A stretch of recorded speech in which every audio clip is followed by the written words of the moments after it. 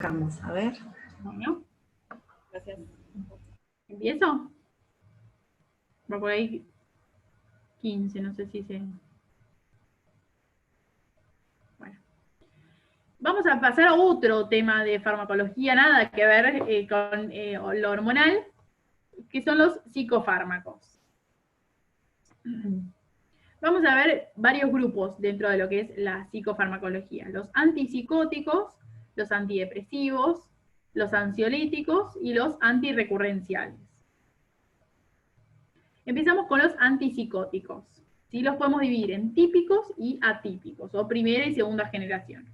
Dentro de los típicos o primera generación está el haloperidol, trifluperacina, tiroidacina, clorpromacina, levomepromacina. ¿Les suenan estos? Haloperidol me parece que es súper usado, no sé si les sonará.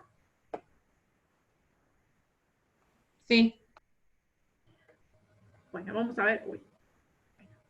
Dentro del haloperidol también hay preparados con depósito, lo cual favorece la adhesión al tratamiento, porque puede estar el paciente con una inyección intramuscular por 4 semanas con el mismo preparado.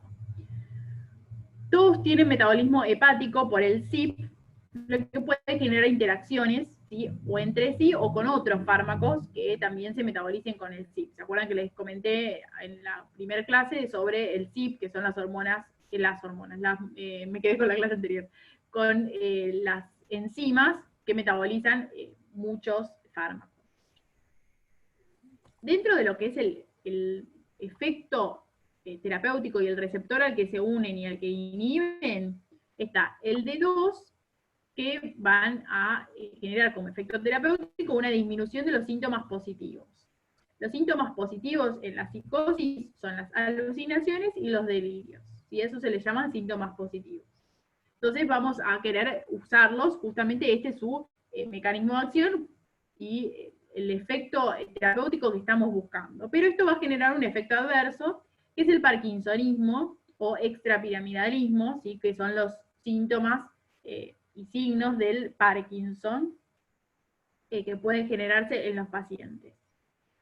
Justamente por un descenso de del D2, de la dopamina que se une al receptor D2. Puede también generar hiperprolactinemia, ¿sí? Con amenorrea en mujeres, o también alteraciones del ciclo. Síndrome amotivacional, ¿sí? Que el paciente va a estar como sin ganas de hacer nada, eso es el síndrome amotivacional, sin proyecciones de vida, sin medio como tirado, digamos. Con respecto al receptor alfa-1, no presenta un efecto terapéutico, pero sí va a presentar efectos adversos. ¿Cuáles? Hipotensión ortostática y eyaculación retrógrada. La eyaculación retrógrada es la eyaculación hacia la vejiga en vez de hacia la uretra, el orificio uretral externo. Con los receptores M1, al inhibirlos, se va a generar una disminución de los síntomas extrapiramidales, lo cual va a ser algo beneficioso. En algunos casos de patología de enfermedad de Parkinson se usan fármacos que tienen este efecto, porque se ve que disminuyen los síntomas extrapiramidales del Parkinson, y en el caso de estos que generan el efecto parkinsonismo, vamos a estar como compensando estos efectos adversos. También van a generar como efecto adverso sequedad de piel y mucosas, constipación, retención urinaria, taquicardia y midriasis. Todos estos son síntomas anticolinérgicos o antimuscarínicos. ¿Se acuerdan de la clase que vimos de sistema nervioso autónomo? Que les mencioné sobre los síntomas de lo que genera la atropina. Son estos, y se van a generar porque inhiben al receptor M1 y a otros receptores también de muscarínicos. A nivel del receptor H1 de histamina de tipo 1, va a generar sedación, que genera tolerancia, pero la sedación va a estar buena en pacientes que tienen síntomas positivos, bajar un poco y sedarlos. Va a generar tolerancia, entonces con el tratamiento crónico esa sedación no va a verse tanto como al principio del tratamiento. Pero como efecto adverso genera un aumento del peso. ¿sí? Para tener en cuenta esa de importancia. Y también tienen efectos sobre los canales de calcio y también algunos sobre los canales de sodio que pueden generar arritmias, ¿sí? Prolongan el QT. En el electro, ¿se acuerdan que habíamos visto el intervalo entre la onda Q y la onda T? Ese puede prolongarse y generar arritmias como la torsión de punta. ¿Vamos bien? ¿Alguna duda que tengan? No, profe. Seguimos con los antipsicóticos para ver los efectos adversos. Hipotensión ortostática por los alfa-1, sedación por los H1, temblor en reposo, ¿sí? De síntoma de parkinsonismo, extrapiramidalismo por los antagonismos de D2, perdón, prolongación del QT con arritmias, efectos anticolinérgicos y las distonías, características también relacionadas con alteraciones motoras que generan por inhibición de los receptores D2. Las distonías son alteraciones musculares, son alteraciones de la movilidad muscular con contracciones involuntarias de los músculos que quedan contraídos en forma tónica. Fíjense que este chico está con el brazo así, no es que quiere hacerlo, sino que queda como trabado, digamos, en esas posturas.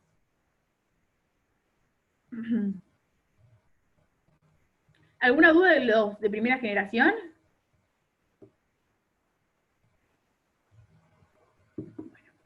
Seguimos. Les mencioné, vimos lo de primera generación o típicos, y vamos a ver los atípicos, ¿sí? Dentro de los antipsicóticos. Tienen distintos mecanismos de acción, como algunos tienen bloqueo de los receptores 5-HT, ¿se acuerdan que eran de serotonina? Los receptores de serotonina de tipo A2 o 2A, y los de dopamina de tipo 2. ¿Cuáles son estos? Clozapina, olanzapina, risperidona, quetiapina, ciprasidona, paliperidona. ¿Les suena alguno de estos? ¿O es todo que nunca lo escucharon? Risperidona y olanzapina, sí. Sí, son muy usadas. También. Clozapina también. Dentro del bloqueo de los receptores de serotonina, también de 2A, y agonismo parcial de los de 2, es aripiprazol. ¿Sí? Agonismo parcial, ¿qué significa? Que cuando hay bajas concentraciones de dopamina, el aripiprazol va a actuar como agonista, o sea, va a estimular al receptor. Pero cuando hay altas concentraciones de dopamina, el aripiprazol va a actuar como antagonista, ¿sí? Entonces va a bloquear al receptor y va a bloquear su efecto. ¿Sí? Eso es lo que significa el agonismo parcial, que a bajas concentraciones es un estimulante, ¿sí? Agonista, estimula al receptor, y a altas concentraciones antagoniza al receptor. ¿Se entendió eso de agonismo parcial?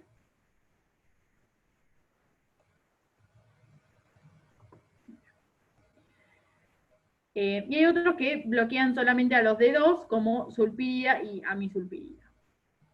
Vamos a ver principalmente los del primero. Estos que están acá arriba son los más usados. Los efectos adversos dentro de este grupo, el más importante es el síndrome metabólico. Así como los típicos, los de primera generación, tienen que llevarse como efecto adverso muy importante el extrapiramidalismo o parkinsonismo, en estos de segunda generación, importantísimo el efecto adverso de síndrome metabólico. ¿Y qué va a llevar? ¿Con qué se acompaña? ¿De qué consiste este síndrome metabólico? Con aumento del peso, hiperglucemia y dislipemia. ¿Sí? En pacientes susceptibles y pacientes con factores de riesgo, puede llevar a la diabetes tipo 2. ¿Sí? Entonces, importante para tener en cuenta. Otros de los efectos adversos, principalmente de clozapina, que es uno de los que les mencioné, las convulsiones, agranulocitosis, importante la agranulocitosis, controlar con hemogramas cómo están los leucocitos, ¿sí? Los glóbulos blancos, los polimorfonucleares son los granulocitos, dentro del recuento de leucocitos, de los glóbulos blancos. Importante para tenerlo en cuenta porque si el paciente genera agranulocitosis, puede terminar con una infección oportunista, con una fiebre de origen desconocido, y ahí puede haber complicaciones que afecten la vida del paciente. Incontinencia urinaria también puede generarse, muy molesto. En los pacientes con patología psiquiátrica muchas veces están muy estigmatizados, y en casos que además tenga incontinencia urinaria va a impedir aún más va a generar un mayor efecto en lo que es lo social del paciente, ¿sí? La incontinencia urinaria.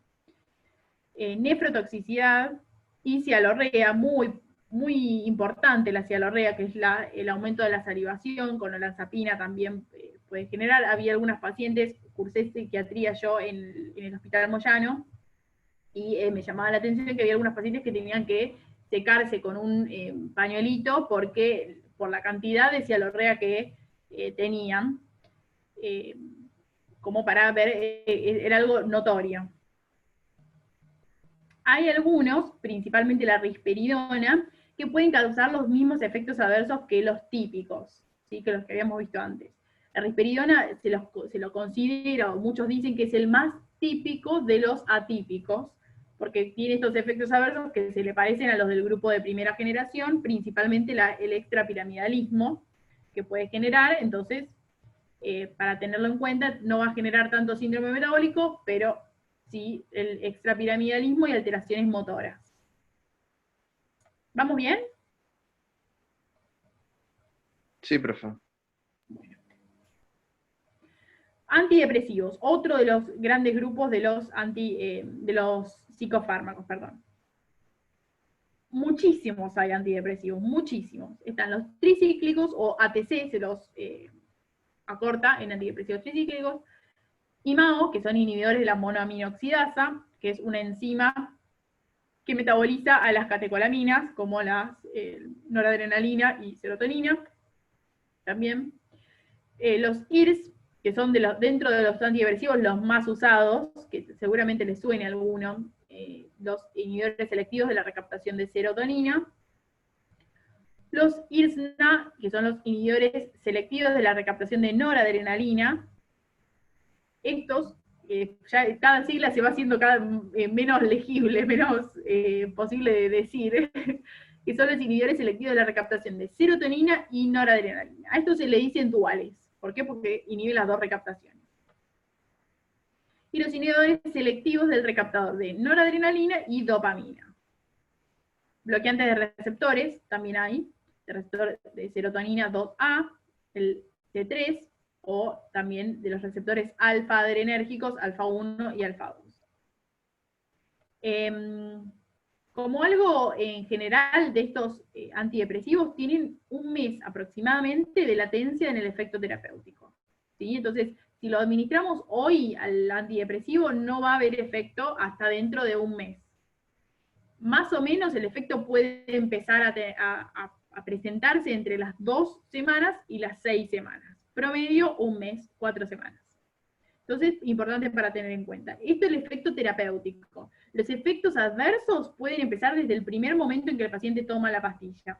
Y desde el primer momento ya puede tener efectos adversos, pero no va a tener efecto terapéutico. Entonces es importante para tener en cuenta, avisarlo, charlarlo, porque va a empezar a tomarlo, va a sentir que no tiene ninguna mejoría y va a decir, ¿para qué estoy tomando esto? No me sirve para nada, y es que todavía no empezó a actuar.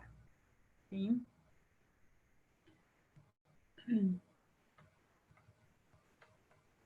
Los tricíclicos, vamos a ver primero.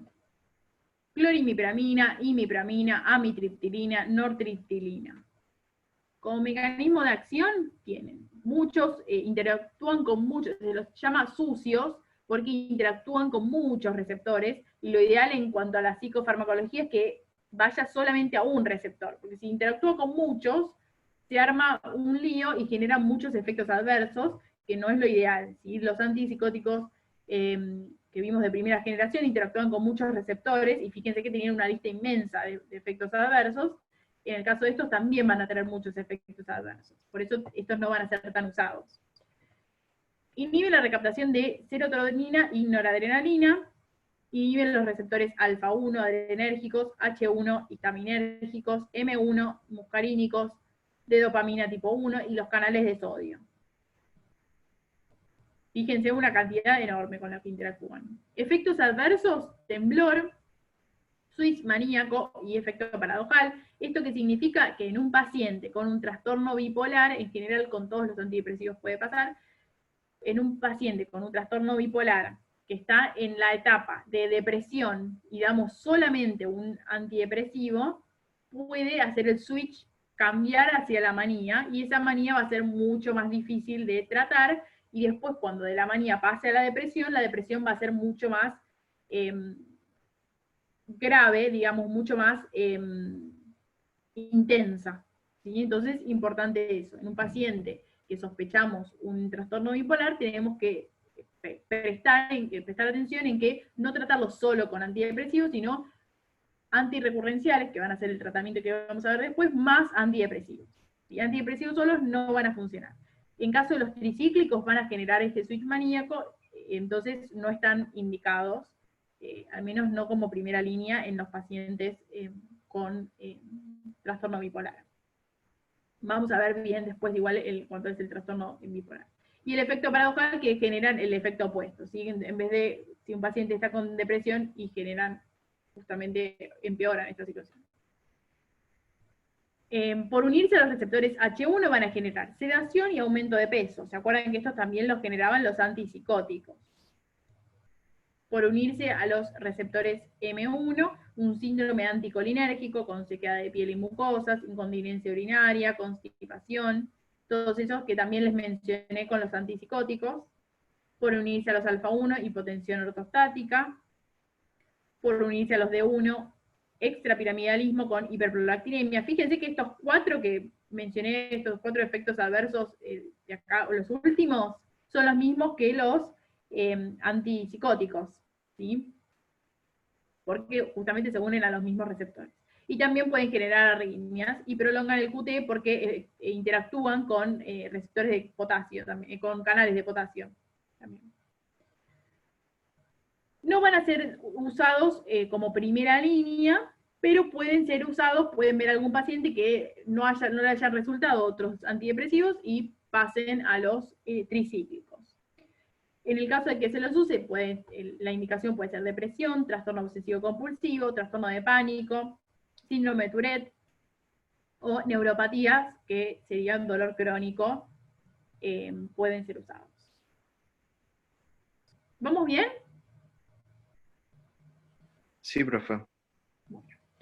Seguimos con otros de los antidepresivos, que son los IMAO, que les mencioné antes. Son muy poco usados, ya casi que no se usan, porque tienen efectos adversos muy frecuentes, que son las cefaleas, el insomnio, inquietud psicomotriz, hipotensión ortostática y aumento de peso. Entonces, bueno, y trastornos sexuales, que esto en general, los trastornos sexuales con todos los antidepresivos pueden aparecer, excepto bupropión, pero el tema de los trastornos sexuales es importante porque va a favorecer, es un ámbito importante en la vida del paciente, entonces tenerlo en cuenta, porque a veces no lo quieren decir porque le da vergüenza, le da como una cosa de tabú, entonces no lo mencionan y va a terminar afectando la adherencia al tratamiento. ¿Sí? En el caso de los IMAO, generan un síndrome que se llama el síndrome del queso, que es una crisis hipertensiva por el consumo de alimentos ricos en tiramina, que además va a ser concomitante con el consumo de IMAO. ¿Cuáles son los alimentos ricos en tiramina? El queso, justamente por eso se llama síndrome queso, quesos, carnes, vinos, ¿sí? Entonces pacientes que consumen IMAO y que además consumen grandes cantidades de estos alimentos puede generarle una crisis hipertensiva, algo característico de estos antidepresivos. Los IRS, otro de los grupos, paroxetina, fluoxetina, fluoxamina, sertralina, citalopram, escitalopram, ¿le suenan? Súper usados son. Dentro de los... Sí, sí, La algunas sí. sertralina, sí. La sertralina, sí. Sertralina, sí. Muy usados para depresión, además de depresión, porque se llaman antidepresivos, pero no es que simplemente se usan para depresión, se usan para también otras patologías, como por ejemplo trastornos de ansiedad y trastornos de la alimentación. Efectos adversos gastrointestinales pueden generar náuseas y vómitos, constipación, aumento o disminución del peso, dependiendo cuáles, sedación o insomnio, también dependiendo cuáles, paroxetina va a generar más que nada sedación, insomnio, fluoxetina, sertralina y citalopram. Esto va a ser importante para decirle cuándo lo toma el paciente, ¿sí?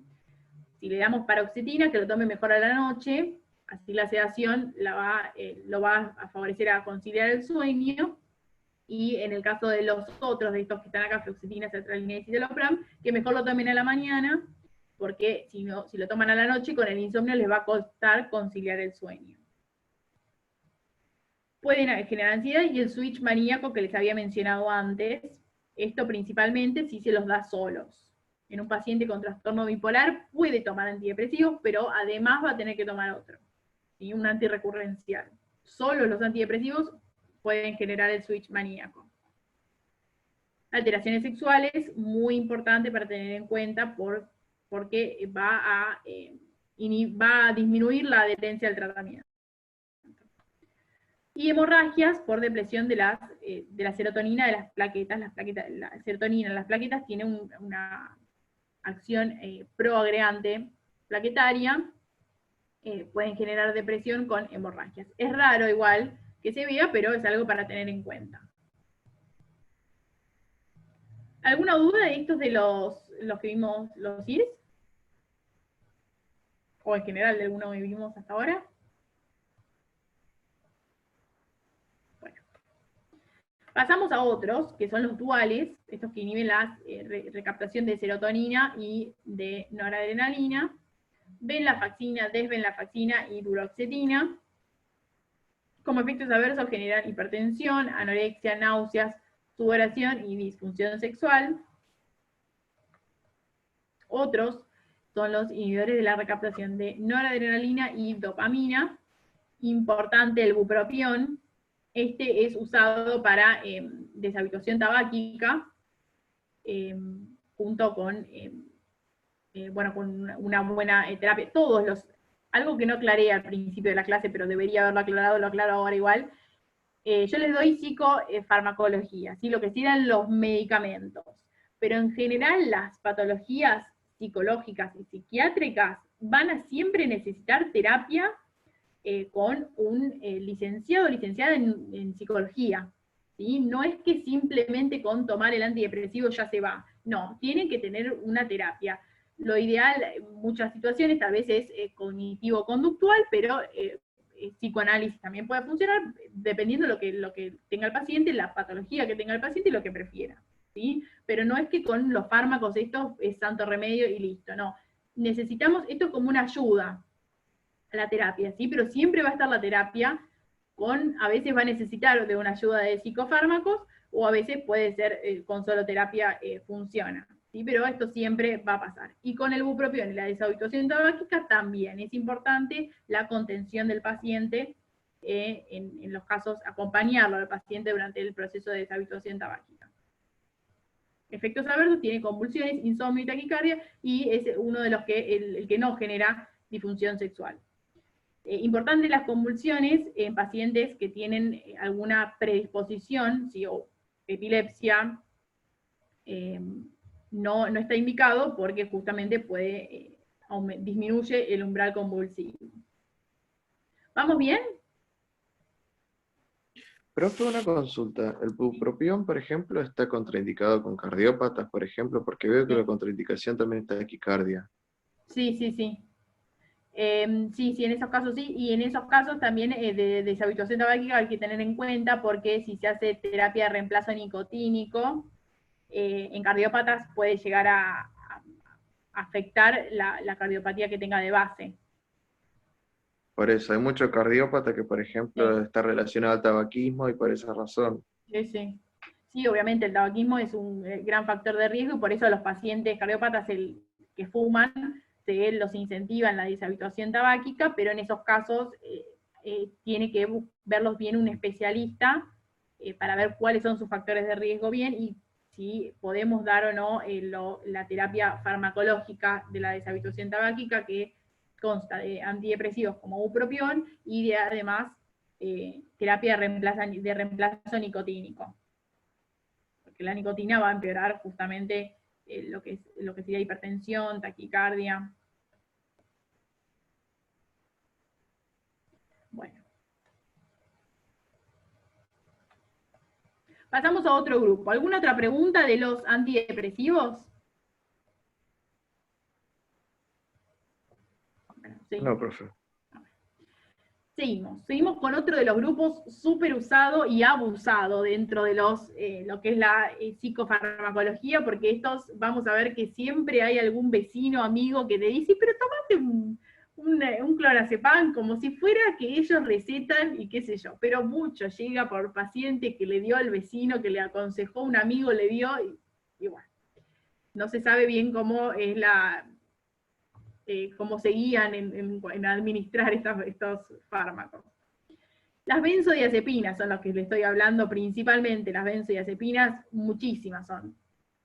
Alprazolam, midazolam, lorazepam, triazolam, clonazepam, totrienpam, bromazepam, oxazepam, diazepam y clordiazepóxido, que es el único que es un poquito distinto en lo que determina, ¿sí? Pero fíjense que son tan usados en la sociedad que uno sale y le pregunta en la calle a alguien que no se dedica al ámbito de la salud y sabe perfectamente que el clonazepam es para bajar la ansiedad, para bajar los nervios, y saben o sea, el principio activo y también lo que sería la marca, que es el ribotril, y eso nos habla del gran uso y abuso que hay de estos fármacos en la sociedad, muchísimos que si uno les pregunta, no tienen indicación para tomar benzodiazepinas. Las benzodiazepinas no hay que tomarlas por años, y hay pacientes que las toman por años, que no tienen indicación, y es algo preocupante. Dentro de lo que es la farmacología y la dependencia física a fármacos, las benzodiazepinas van a la cabeza de la lista. Profesora, de venta libre, ¿no, profe? No son de venta libre. Profe, Sí. una preguntita. ¿Puede ser que después de tomar, por ejemplo, un lorazepam por una cuestión depresiva o lo que fuere, al otro día la persona amanezca aún más depresiva? Digamos, no sé, ¿eso es normal? Y mira, la depresión puede haber una parte, una base más de lo que sería más sedación, más somnolenta, que es la paciente o el paciente, que algunos pacientes depresivos que están en la cama todo el día, y otros que la depresión va más rozada con el hacer más actividades y más. Si el paciente ya de por sí está como tirado por su depresión, las benzodiazepinas no son antidepresivos. Entonces pueden llegar, no van a beneficiar la depresión en sí, no la van a beneficiar porque no son antidepresivos. Si el paciente está medio tirado en la cama, que no se quiere levantar, y le cuesta lo que es la voluntad, y le damos una benzodiazepina, obviamente que sí puede afectarse eso. ¿Sí? Si puede deprimirlo más, puede afectarlo más. Sí, puede ser. Las benzodiazepinas no van, en un paciente con depresión tiene que sí tomar un antidepresivo. Además de la terapia, ¿no? Un antidepresivo, dependiendo de la depresión. Hay situaciones en que la depresión solamente con terapia puede tratarse, pero si necesita de fármacos es un antidepresivo. El antidepresivo puede acompañarse con una benzodiazepina, muchas veces se acompaña con una benzodiazepina, pero solamente la benzodiazepina no. Tiene que ir, junto con otro. Claro, tiene que ir con un antidepresivo. Sí. Los principales que se usan en casos de depresión son los IRS, pero pueden usarse otros. Bien, eso sería para que lo levante un poco. Claro, va justamente estamos tratando la base. Exacto. Si el paciente tiene depresión, tenemos que sacar eso y justamente dar algo que afecte al nivel de los neurotransmisores, como serotonina o noradrenalina. Bien, gracias. No, de nada. Bueno, efectos de las benzodiazepinas son sedativos, son hipnóticos, Anticonvulsivantes, ¿sí? Uno de los efectos por los que se los puede usar en casos de convulsiones, guardias, más que nada, o situaciones de hospitalización, pero no son usados de forma crónica como anticonvulsivantes porque generan tolerancia. Entonces, si un paciente tiene epilepsia y le damos una benzodiazepina para eso, va a necesitar cada vez más dosis porque no le van a alcanzar. ¿Por qué? Porque genera tolerancia. Ansiolíticos, ¿sí? El efecto, bueno, justamente en esta clase lo vemos como ansiolíticos y también miorelajantes. Miorelajantes y amnésicos, en estos casos se usa principalmente midazolam en anestesia. Acá les aclaro, el efecto sedativo hipnótico y lo de anticonvulsivantes genera tolerancia. Entonces, ojo con pacientes que toman para dormir las benzodiazepinas por años, porque va a generar tolerancia. Entonces, ¿qué va a pasar? Primero tomaba medio miligramo, después 2 miligramos, va a tener que tomarse un balde de benzodiazepinas para dormirse al final, y si le llega a faltar un día la benzodiazepina, el paciente no va a conciliar el sueño, porque generó una enorme tolerancia y una enorme dependencia física a eso. ¿Sí? Está adicto. No me gusta la palabra adicto porque lleva mucha, como algo despectivo parece lo de decir adicto, por eso siempre se evita la palabra, pero sí, es lo que es la dependencia física, y va a necesitar siempre eso. Entonces, importante no darlos para tratamiento crónico de lo que sería trastornos del sueño, ¿sí? Trastornos del sueño es otro gran tema aparte. Muchas veces conozco de gente que si no te puedes dormir, tomate una benzodiazepina de una, y no, siempre hay que hacer otras cosas, medidas higiénico-dietéticas, y hay otros fármacos que van a ir antes de las benzodiazepinas para dormir. Fíjense, acá les pongo Valium, las nombro a las marcas porque son muy conocidas, y les repito, si salimos a la calle y le preguntamos a alguien qué es el Valium, es muy posible que sepa qué es el Valium, o que al menos el Valium sirve para dormir o para calmarte, o el Rivotril, aunque no se dedique a nada de salud, digamos. Profe, Sí. una consulta. ¿Qué pasa con los pacientes alcohólicos, por ejemplo? Y el consumo de las benzodiazepinas. Sí. Bueno, eso es un gran tema aparte. Los pacientes alcohólicos, el alcohol va a actuar a nivel de los receptores de GABA.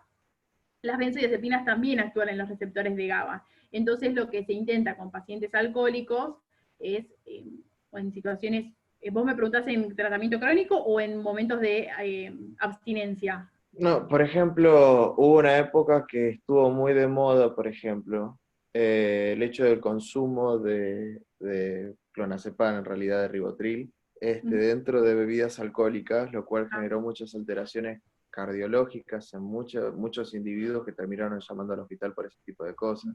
Por esa razón mi consulta, ¿qué pasa, por ejemplo, cuando un paciente alcohólico crónico, por ejemplo, que viene de hace años con esta alteración, necesita consumir benzodiazepinas por algún tipo de tratamiento psiquiátrico, por ejemplo? Sí, en pacientes alcohólicos, incluso en lo que sería tratamiento para el alcoholismo, se usan las benzodiazepinas, son indicación las benzodiazepinas, porque van a actuar a nivel de los receptores de GABA y van a evitar que el paciente tenga los síntomas de abstinencia, porque el paciente alcohólico crónico, al disminuir la cantidad de alcohol que ingiere o al cesar totalmente la ingesta de alcohol, va a tener síntomas de abstinencia, y eso va a ser lo que le haga volver de nuevo a consumir alcohol. Entonces, se usa como tratamiento en pacientes alcohólicos las benzodiazepinas. En cuanto a la otra que dijiste sobre la combinación de consumo así esporádico, agudo, de benzodiazepina junto con alcohol, lo que sucede es que aumenta el riesgo de complicaciones. Principalmente lo que es más grave es la depresión respiratoria. Y las benzodiazepinas son muy seguras porque no generan depresión respiratoria como otras drogas que vamos a ver. El alcohol sí genera depresión respiratoria. Y si damos benzodiazepinas junto con alcohol, puede haber una depresión respiratoria, además de la depresión del sensorio. El paciente puede broncoaspirarse. Entonces van a los dos son, el alcohol junto con las benzodiazepinas, los dos son depresores del sistema nervioso central. Entonces, al darlos juntos, va a verse aún más este efecto, y puede haber complicaciones, como dije, depresión respiratoria, depresión del sensorio, con broncoaspiración, que pueden llevar en muchos casos a situaciones, a fatalidades. ¿Sí? No sé si respondí tu pregunta ahí con... Sí, Nicolás. perfecto. No, perfecto. Muchas gracias, profe. No, está bien.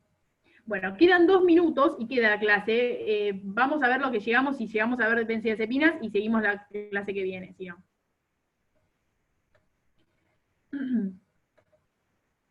Podemos dividirlas en las de alta potencia, que según su duración de acción pueden ser la duración de acción corta, midazolam o triazepam, o intermedia, alprazolam, lorazepam, flunitrazepam, bromazepam, o vida media o duración de acción larga, como clonazepam. Y por otro lado están las de baja potencia, oxazepam, con duración de acción intermedia, y diazepam y clordiazepóxido con duración de acción larga. Y esto vamos a ver después, al final de la clase, bueno, el jueves que viene, un caso clínico para ver la importancia de esto. Generalmente lo ideal sería para tratamientos que sean más largos, más prolongados, usar las de baja potencia y vida media larga como diazepam, y para situaciones, por ejemplo, de anestesia, por eso es que se usa midazolam, porque es de alta potencia y duración de acción corta. También se usan igual en muchas situaciones, alprazolam, o lorazepam, o clonazepam, en situaciones de tratamientos más prolongados, alprazolam y clonazepam. Bueno, buenísima la clase de Antonella. Para la próxima clase vamos a terminar con esta, y yo invitaría a que hagamos un repaso de todo lo que se vio hasta ahora, porque ya falta poco para que terminen. Así que la próxima clase preparen preguntas, Antonella presente, y nos encontramos ahí. Bueno, que tengan buen fin de, gracias Santo. Bueno, igualmente. Bueno, Buen gracias, fin de. profe. Que tengan buena semana. Gracias. Buena semana. Nos vemos.